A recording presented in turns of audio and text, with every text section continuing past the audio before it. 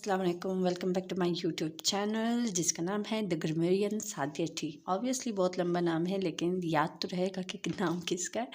Okay, तो आज मैं आई हूँ एक वर्कशीट के साथ जो कि मैंने वर्कशीट समझ ले और या कि इज़ अ क्विज समझ ले। ये है एमसीक्यूज़ जो कि आपके एसएलओ बेस पेपर से रिलेटेड है, जो पास्ट पेपर में भी आए हुए हैं और मैंने ख़ुद से भी कुछ एडिशन की हैं according to the federal board और पंजाब बोर्ड या कुहार बोर्ड या पेशावर, कोई भी बोर्ड हो वो तकरीबन इंग्लिश ग्रामर के इसी तरह से एमसीक्यूज़ बनाते हैं। तो कुछ उनके पेपर्स जो पास गुजरे हैं या मॉडल पेपर्स हैं, कुछ मैंने उधर से लिए हैं, थोड़ी बहुत हेल्प ली है, कुछ चेंजेस किए हैं, कुछ एडिशंस किए हैं ताकि आप लोगों के लिए हेल्पफुल हो। तो ये टोटल 30 एमसीक्यूज़ हैं, साथ साथ मैं सॉल्व भी करूँगी और आप ख़ुद भी अपनी नॉलेज के लिए साथ साथ इसको सॉल्व करने की कोशिश भी करें। तो ये आपके लिए बहुत बेनिफिशियल होगा अगर आप ना ये जो पार्ट्स ऑफ स्पीच है, पार्ट्स ऑफ स्पीच हो गए, ग्रामर हो गया ना, figure of speech, type of sentences, phrases, classes, ये एक दफ़ा समझ लेना, आपका तकरीबन 40% पेपर जो है ना वो बग़ैर पढ़े आप जो है पास कर लेंगे। 40% आपके 40% नहीं 40+ मार्क्स आप ले सकते हैं बग़ैर पढ़े आप, ठीक है। फिर आपको थोड़ा सा अगर पैराग्राफ राइटिंग हो गया, कम्प्रीहेंशन तो चलो अनसीनत है लेकिन प्रैक्टिस डिमांड करता है उस पर, और ये जो पैराग्राफ उसमें आपको थोड़ा सा पढ़ना पड़ता है क्योंकि नॉलेज आपको गेन करेंगे तो आप कुछ ना कुछ लिख पाएंगे। डल दिमाग के साथ आप क्या लिखेंगे। तो शुरू करते हैं। और उससे पहले कि मैं आपको बता दूं कि ये हमारे पास वर्कशीट नंबर 1 है जिसमें 30 एमसीक्यूज़ है। अब एसएलओ बेस पेपर से रिलेटेड है, मैं मैं कोशिश करूँगी हर रोज़, अगर हर रोज़ दूँगा तो 2 दिन बाद या 1 दिन बाद मैं आपको लाजमी कोई ना कोई वर्कशीट जो एसएलओ बेस पेपर से रिलेटेड होते हैं या कोई भी बोर्ड का बच्चा हो या कैंडिडेट हो किसी भी टेस्ट के अपीयर के लिए वो करना चाहता है, तो उनके लिए सारे एमसीक्यूज़ उन सारों से रिलेटेड हैं। हर एक टेस्ट ग्रामर जो है वो कभी चेंज नहीं होता। तो कोई भी टेस्ट हो या कोई भी आपका पेपर हो, आपको यही टाइप के एमसीक्यूज़ जो है वो आपको आएंगे और उसी से ही रिलेटेड होंगे। कोई इतना ग्रामर नहीं है कि टेस्ट अपीयर होने के लिए जो टेस्ट में अपीयर होते हैं उनके कोई और एमसीक्यूज़ होते हैं, पेपर देने वाले के कोई और होते हैं, 9 के कोई और होते हैं, 10 का थोड़ा सा लेवल चेंज हो जाता है। एमसीक्यूज़ टोटली सेम होते हैं, ग्रामर चेंज नहीं होती, एडिशंस होती हैं, वो ग्रामर चेंज नहीं हो रही, ठीक है। तो ये चीज़ें जो है वो सेम है। कोई भी बोर्ड का, किसी भी बोर्ड से हो, वह पाकिस्तान के या इंडिया से या बांग्लादेश का तो आइडिया नहीं है, लेकिन बांग्लादेश, ये सारे ग्रामर के ऐसे ही एमसीक्यूज़ आते हैं अगर एमसीक्यूज़ का कोई भी पेपर आपने अटेम्प्ट करना हो। तो यहाँ पे मैंने कुछ एमसीक्यूज़ जो अभी मैंने रिसेंटली अपने स्कूल के बच्चों के लिए पेपर बनाए थे, तो ये मैंने उधर से लिए हैं, उनके लिए मैंने बनाए थे। तो मैं कहा कि चलो आपके साथ भी मैं शेयर कर लें सॉरी, और आप लोगों के लिए भी हेल्प हो जाएगा। और दूसरा ये है कि ये 9th-10th के मैंने बनाए थे, और लेकिन यहाँ पर ये फर्स्ट ईयर सेकेंड ईयर के जो स्टूडेंट्स हैं वो भी इनको फॉलो अप कर सकते हैं, उनके पेपर से भी मैंने लिए हैं, मैंने उनको भी रीड आउट किया है। तो ऐसा नहीं है कि ये सिर्फ 9th-10th के लिए है, फर्स्ट ईयर सेकेंड ईयर वाले भी, और मैंने जितने भी कहा है सारे इन एमसीक्यू से हेल्प ले सकते हैं। साथ साथ मैं गाइडलाइंस भी दूंगी कि ये अगर ये ऑप्शन ठीक है तो ये क्यों है। तो पूरी वीडियो देखिए, इंशाल्लाह आपके लिए बहुत हेल्पफुल होगी। ओके, सॉरी बहुत टाइम ले लिया 3 मिनट्स ले लिए, बल्कि 4 होने वाले। चले आ जाते हैं अपने चूज़ द करेक्ट ऑप्शन। अब फर्स्ट हमारे पास है which of the following is not a phrase. तो फ्रेज समझने के लिए आपको चाहिए, पहले तो फ्रेज समझे ना तभी आपको एमसीक्यू सॉल्व करेंगे। फ्रेज किसे कहते हैं? ऐसे कम्बिनेशन ऑफ ऐसे वर्ड्स होंगे ना, दोज वर्ड्स जो हमें कंप्लीट मीनिंग नहीं देते। क्या करते हैं? फ्रेज ऐसे वर्ड्स होते हैं जो कंप्लीट मीनिंग नहीं देते लेकिन वो सेंस क्रिएट करते हैं, और कुछ ना कुछ सेंस, पूरा सेंस नहीं, कुछ ना कुछ सेंस क्रिएट है, और वो पार्ट ऑफ द सेंटेंस होते हैं। वो कंप्लीट सेंटेंस नहीं होते लेकिन सेंटेंस का हिस्सा होते हैं। अब अक्रॉस द रोड ये हमारे पास फ्रेज है, लेकिन हमने ढूंढना क्या है? जो कि फ्रेज नहीं हो, ठीक है, ऐसे फ्रेज। अब अक्रॉस द रोड, ये देखिए ये पार्ट ऑफ द सेंटेंस है, ये कंप्लीट सेंटेंस नहीं है, यहाँ पे ना सब्जेक्ट है, ना वर्ब है, ना ऑब्जेक्ट है, तो हमें इसको फ्रेज कहेंगे।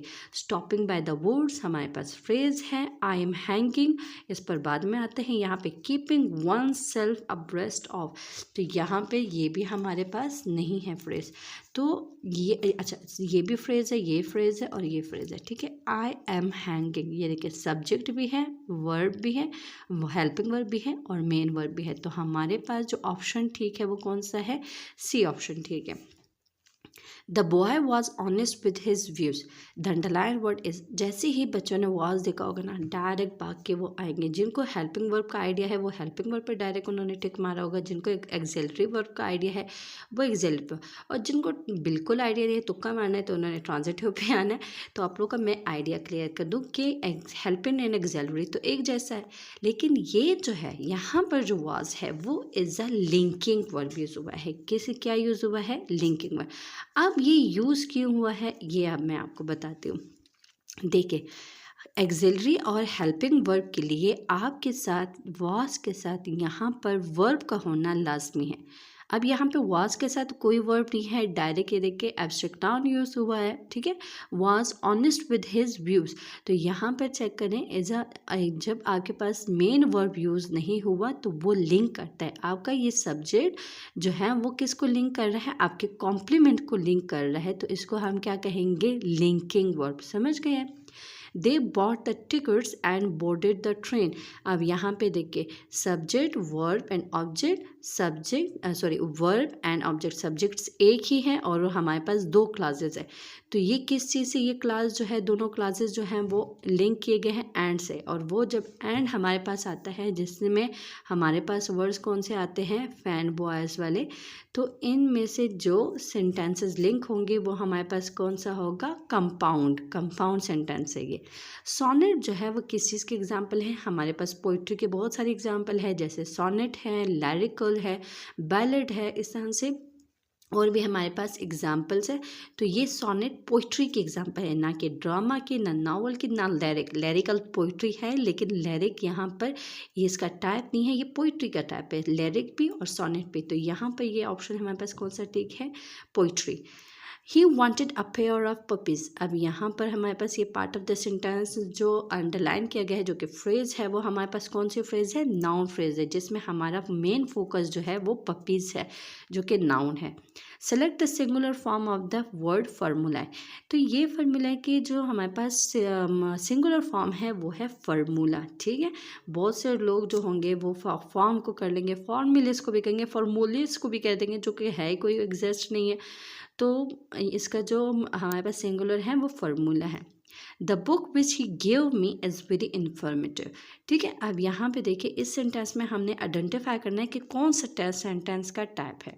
अब सेंटेंस टाइप में देख लें, the book is very informative which he give me. अगर ये हमारे पास सेंटेंस है, ये हमारे पास कॉम्प्लेक्स सेंटेंस है, क्योंकि यहाँ पर हमारी जो मीनिंग है वो क्या है, वो हमारे पास थोड़े से हमें आगे एलोबरेट करने की ज़रूरत है। विच ही गिव मी, कौन से बुक के बारे में बात करें, जब आपकी क्यूरियोसिटी इंक्रीज की जाए किसी सेंटेंस, किसी क्लॉज में, तो उसको हम कहते हैं कॉम्प्लेक्स सेंटेंस, ठीक है।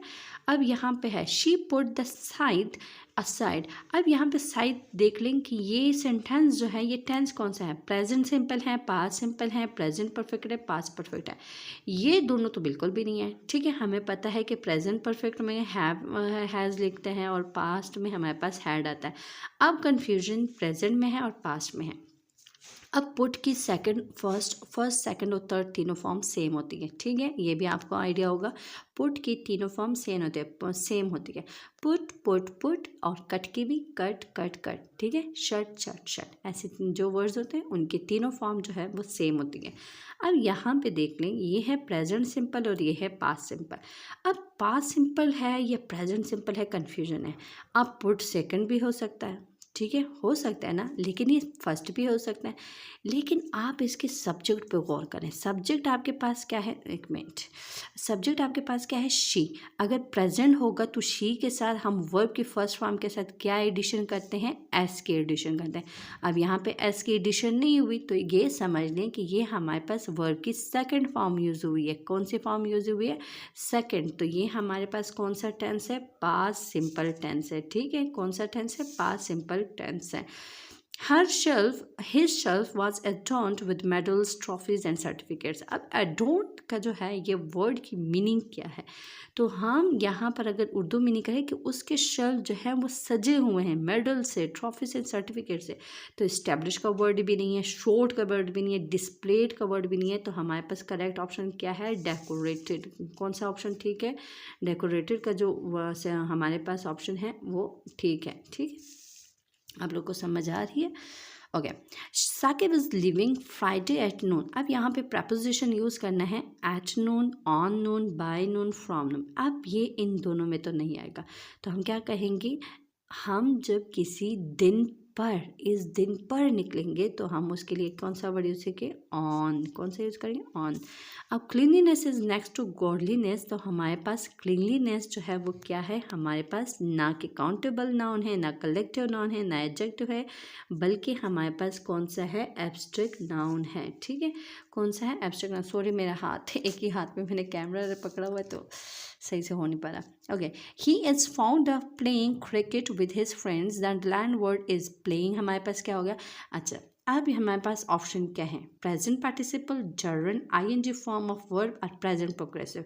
ठीक है, अब present participle, present progressive same बात है। ठीक है, एज अ वर्ब जब वो यूज़ होते हैं आईएनजी फॉर्म तो वो दोनों सेम में आ जाते हैं। आईएनजी फॉर्म ऑफ वर्ब तो है ही, लेकिन यहाँ पर क्या है, बात ये की जा रही है कि इधर वो किस चीज़ का वर्क कर रहा है इन चारों में से।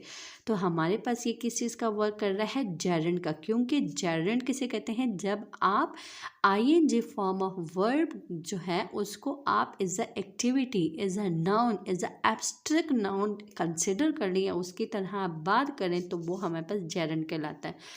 Choose the best answer, I am tired, I died since morning. अब इधर जो है करेक्ट फॉर्म ऑफ वर्ब है। ठीक है, यहाँ पर आपने पुट करना है तो वो सीधी सीधी इधर आ जाएंगे, वो करेक्ट होंगे।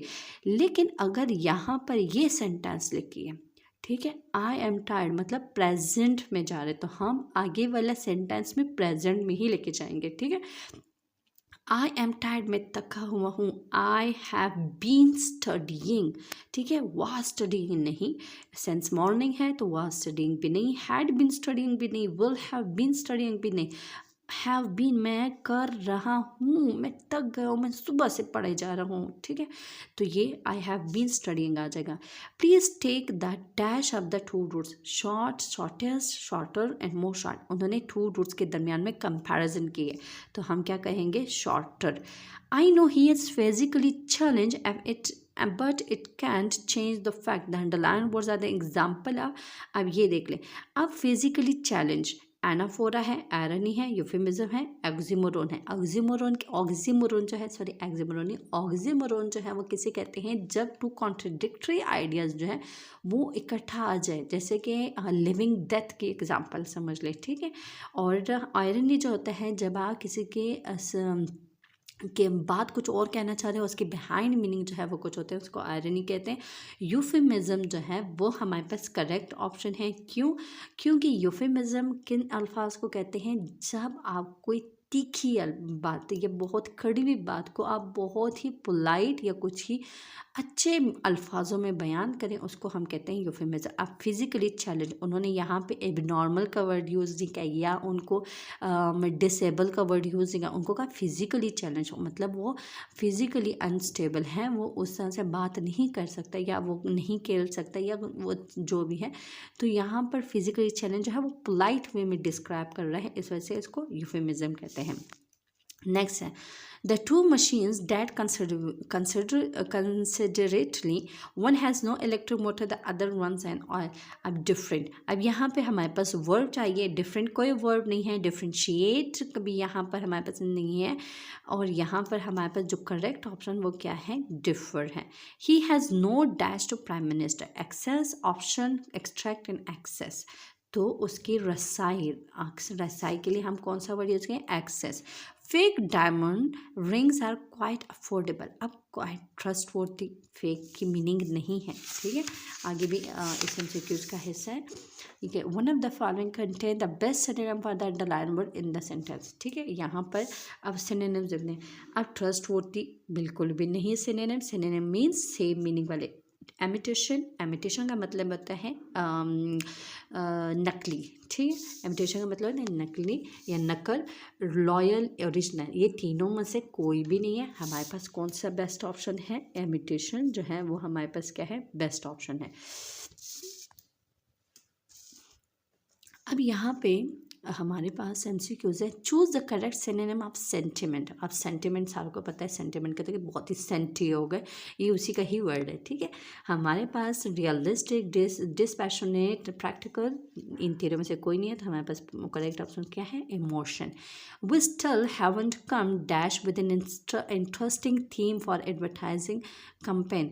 अब यहाँ पर आप किसी चीज़ के लिए उभर के आ रहे हैं, तो उसके लिए कौन सा प्रपोजिशन सही होगा फ्रेजल वर्ब बनाने के लिए, ऑन, कम ऑन बिल्कुल भी नहीं, कम इन बिल्कुल भी नहीं, कम अप यस, और कम डाउन बिल्कुल भी नहीं, हमें उभर के आना है, तो कम अप, ठीक है। अभी तक आप किसी अच्छे आइडियाज़ के साथ नहीं है।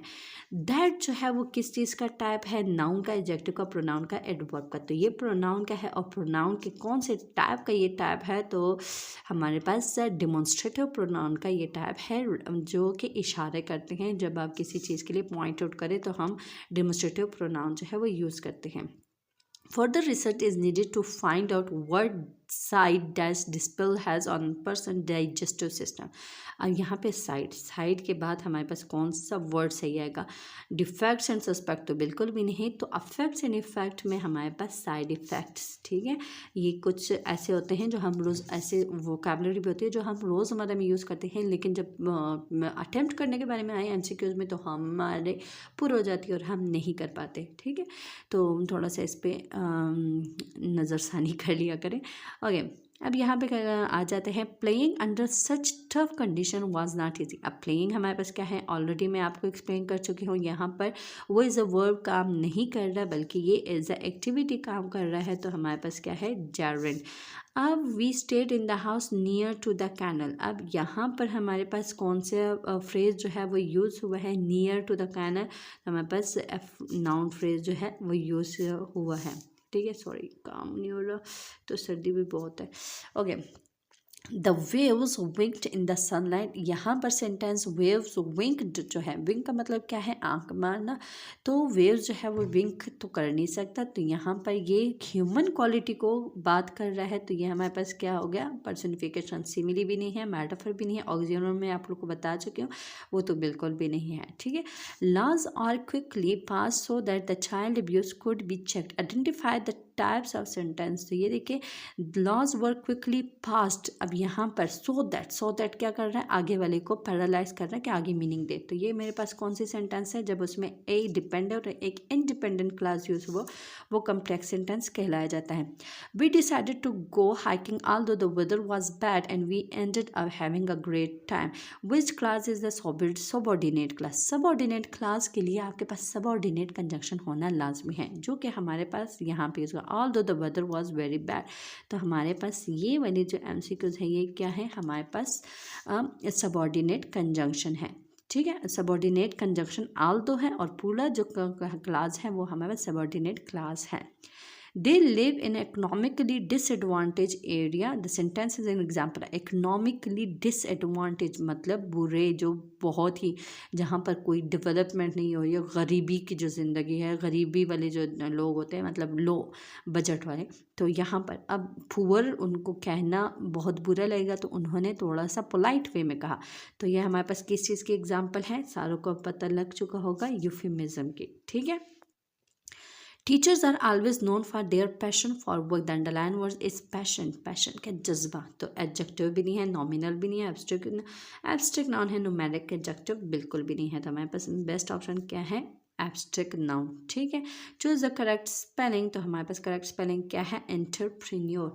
तो एंटरप्रेन्योर की हमारे पास जो करेक्ट स्पेलिंग है, ओके, तो एंटरप्रेन्योर के हमारे पास करेक्ट स्पेलिंग क्या है? ये इसमें ओ नहीं आता। ठीक है, एंट्रीप्रेन्योर बिल्कुल भी नहीं है, एंटरप्रेन्योर। ठीक है, तो ये हमारे पास हो गए ये सारे एमसीक्यूज़। और थोड़ा सा ऊपर से भी आप देख लें, अगर कोई हेल्प चाहिए हो तो you can contact me on Instagram. इसी सेम नेम के साथ मैं हर एक ऐप के साथ जो कि पाकिस्तान में टॉप पे होते हैं, आई मीन जो बहुत ज़्यादा यूज़ हो रहे होते हैं, मैं उन्हीं जगहों पे पाई जाती हूँ, लेकिन इसी नाम के साथ। तो कोई भी बात पूछनी हो, कोई भी हेल्प चाहिए हो तो मेरे से कांटेक्ट कर सकते हैं। मैं आपके लिए अवेलेबल होंगी, कभी भी मैं मैसेज चेक करूँ तो मैं आप लोग के लिए अवेलेबल होंगी। और थैंक यू सो मच जिन्होंने मेरे साथ कांटेक्ट किया और मैंने उनके लिए उनके मुताबिक उनको काम भी सेंड किया हुआ है। सो अगली वीडियो में मिलते हैं अगले 30 MCQs के साथ। अल्लाह हाफिज़।